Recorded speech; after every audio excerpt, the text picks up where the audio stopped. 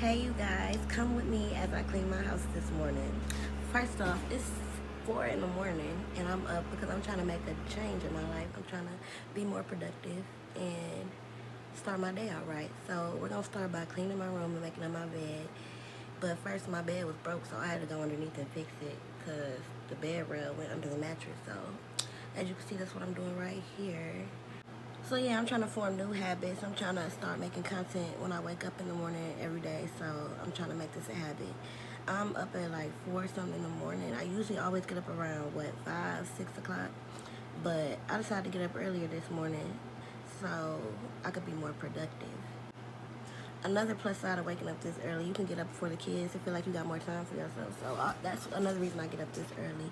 So yeah, I'm sweeping the hallways, I'm sweeping my room, about to clean the kitchen in a minute. So when the kids wake up, I can just start cooking. I would have washed the dishes last night, but I was too sleepy and fell asleep. So usually when I'm washing dishes, I like to watch some on my iPad. So I turned on Housewives of Potomac. If y'all know, y'all know. This is the third part of the reunion. This was a good, juicy reunion, though. Did y'all hear about Karen? Who all watched Potomac, first of all?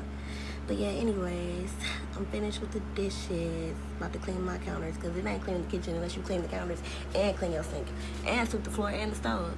So yeah, I'm cleaning my microwave.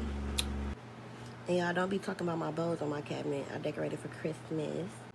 I'm gonna eventually take it down, but for now it adds character. But yeah, I'm gonna finish sweeping my kitchen floor. And then I'm gonna take the trash out and I should be finished in a minute. I'm trying to hurry up for the kids wake up.